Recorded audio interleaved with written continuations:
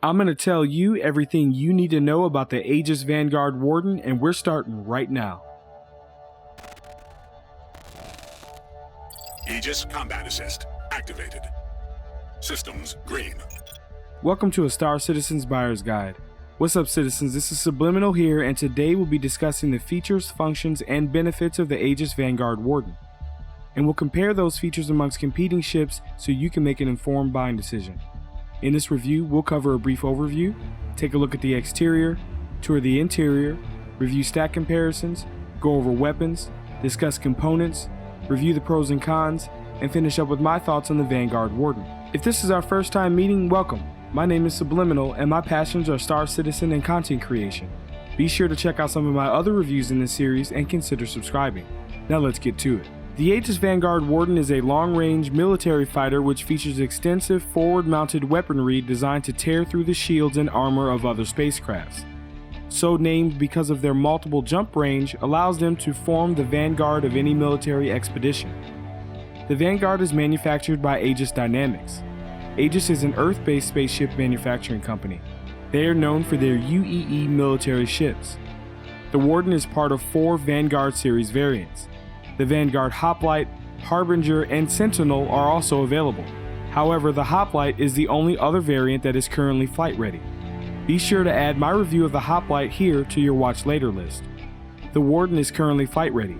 As of today, it is available for sale on the Pledge Store for $250, and I was able to find it for as low as $240 on the gray market. It is currently available to purchase with Alpha UEC at Lorville's new deal for just under 2.4 million Alpha UEC. With that out of the way, let's take a look at the Aegis Vanguard Warden. The first thing you'll notice is the stealth gray paint job with the red trim around the retro thrusters. On the top, we have one man turret with 2 size 2 Shredder ballistic cannons. Here, you'll notice the iconic intake glow of the Vanguard series. Under the nose, we have the massive size 4 Revenant ballistic Gatling gun. And in the nose, we have 4 NVSA laser autocannons found exclusively on the Vanguard series. Above the intakes, you'll notice 4 missiles peeking out of the MSD 442 missile racks. There's one on each side.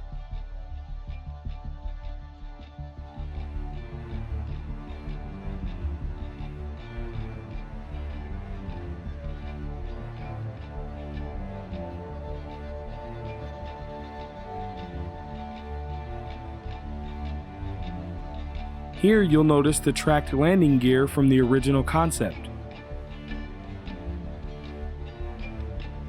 The wing you see here folds out in flight mode. Underneath here in the dark, we have 2 Arrestor 3s. There's another pair on the other side.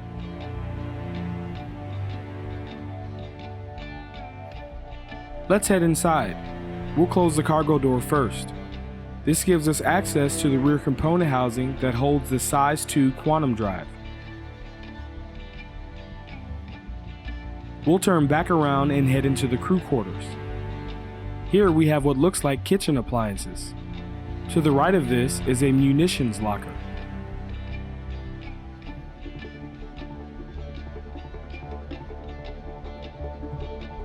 Moving on, we have 2 beds. On the starboard side, we have access to avionics, an engineering station with 1 MFD,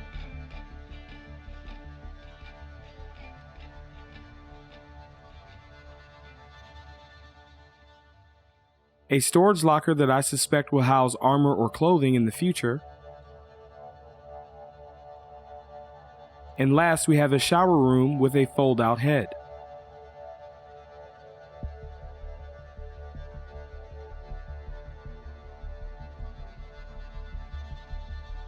On the way to the flight deck, we have access to the manned turret.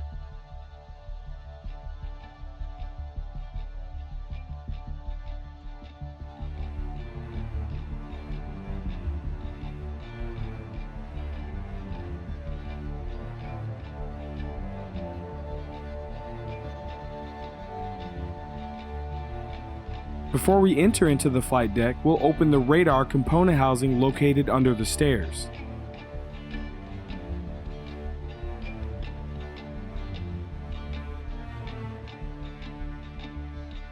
On the port side, we have component housings for a power plant, a shield generator, and life support. And on the starboard side, we have component access for another shield generator and a power plant. Getting closer to the pilot seat, we have access to 2 coolers. Let's get into the pilot seat.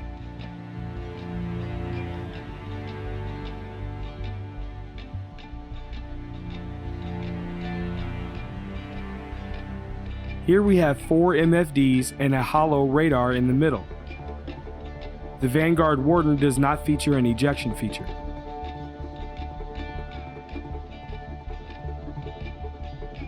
For comparison, I selected the following 10 ships.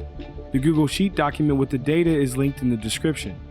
If this is your first time here, you may want to check the sheet or pause the screen. It explains how I have selected and compared the ships. The Warden comes in at around 239,000 kilograms.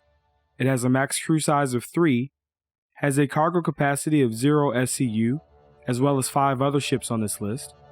It has over 25,000 hit points across its body and takes 4th place here. Its shield capacity of almost 44,000 ties in 1st place with 5 other ships on this list. Has a sustained gun DPS of almost 2,000, ties in 6th, and is quite a disappointment. Its burst DPS of almost 2,200 also ties in 6th and is also a disappointment. It has a combined missile payload of over 52,000 and this takes 6th place. It has a fuel capacity of over 200,000 fuel units and ranks 4th. It has a max yaw pitch rate of 54 degrees per second and ties in 4th place. Its SCM speed of 169 meters per second takes 4th place as well. And its top speed of over 1100 meters per second is 4th on this list. Its quantum drive has a hefty 84 megameters per second quantum speed.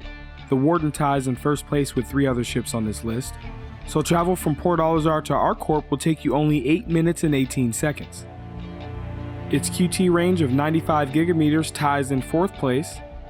So it can travel from Port Alazar to ArcCorp 2.3 times before needing to refuel. Now let's talk about its firepower.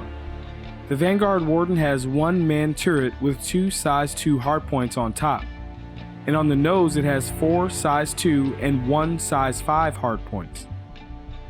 The turret has 2 SW-16 BR-2 sawbuck ballistic autocannons.